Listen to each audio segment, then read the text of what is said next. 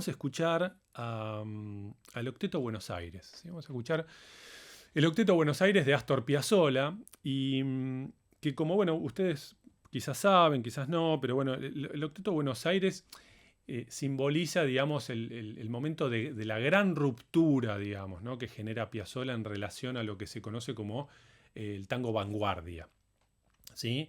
Porque no es con su orquesta típica de los 40, con el grupo con el que genera el revuelo o la revolución. Esa es la semilla, esa es la piedra basal.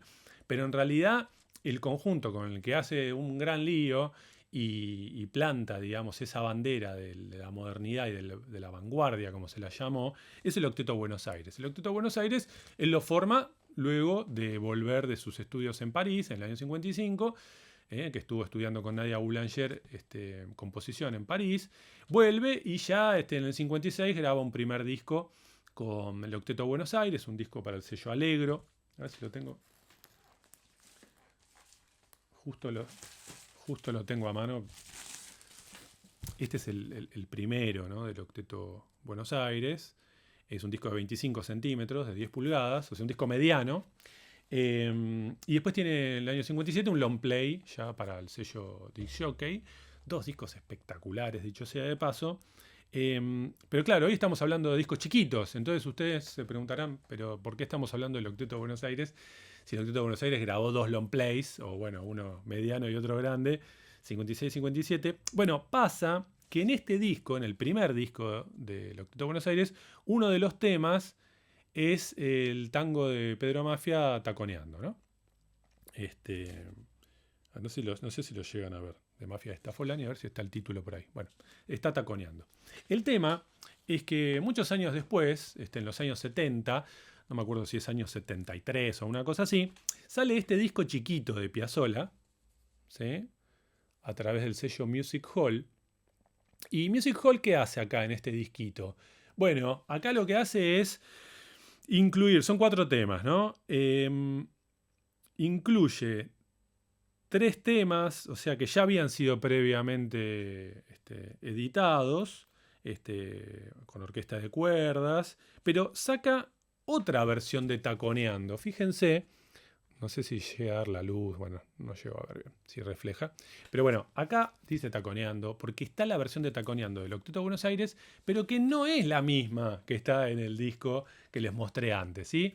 Es el mismo arreglo, es la misma época, pero es otra toma, es otra versión, o sea, otra captura, ¿sí? Con las pequeñas diferencias, las sutiles diferencias que pueden existir entre una toma y otra. Y una vez más, entonces, nos damos cuenta que este formato es formidable, que es interesantísimo y que aparecen cosas que, digamos, están muy ocultas, porque pareciera que, bueno, Taconeando por el Octeto de Buenos Aires se consigue en ese long play que les mostré y ha sido reeditado correctamente en vinil, en CD, digo. Sin embargo, esta otra versión, por ahí no se la conoce. Así que vamos a escucharla, a ver si la invoco con la púa, porque es el segundo tema, siempre es más difícil. A ver si la invoco y escuchamos Taconeando de Mafia de Stafolani por el Octeto Buenos Aires de Piazzolla, aquel momento de inicio de la vanguardia, pero en otra versión, no la que se conoce, no la que se escucha en general, ¿sí? A ver si invoco la púa.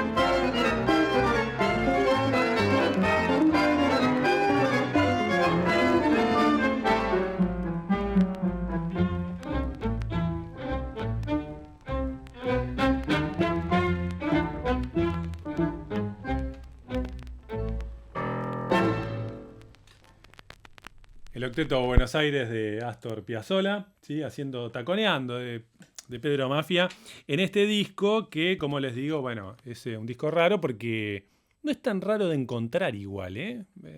No, tampoco es fácil, pero digamos que es raro porque incluye una segunda toma de Taconeando, que es lo que acabamos de escuchar, que originalmente había sido editado por otro sello, el sello Alegro, en el año 56.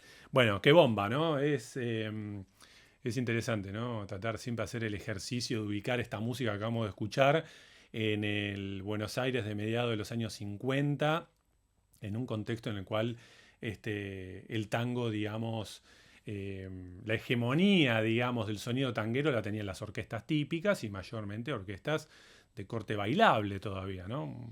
Realmente un ejercicio interesante imaginarse ahí y a partir de ese ejercicio resulta creíble cuando uno escucha las historias o escuchó las historias de gente que allí estuvo, de sus protagonistas y contaban que, bueno, por ahí salían a tocar con el octeto y les tiraban con piedras, ¿no? O se agarraban a las piñas a partir de esa discusión que planteaba de si eso era tango o no, ¿no? Recordemos el Octeto Buenos Aires con Astor Piazzolla y Leopoldo Federico en bandoneones, con Enrique Mario Franchini y Hugo Baralis en violines, con Atilio Stampone en piano, José Bragato en cello. Y en este tema que escuchamos recién, varios temas del primer disco, Hamlet Greco en contrabajo. Hace poco hice un streaming donde hablé bastante del contrabajo y hablé bastante de Hamlet Greco, lo pueden encontrar en YouTube. Un notable solista. Hamlet Greco que después iba a ser reemplazado por Juan Basallo, ¿sí? Quien está en algunos de los temas del primer disco y está en todos los temas del segundo.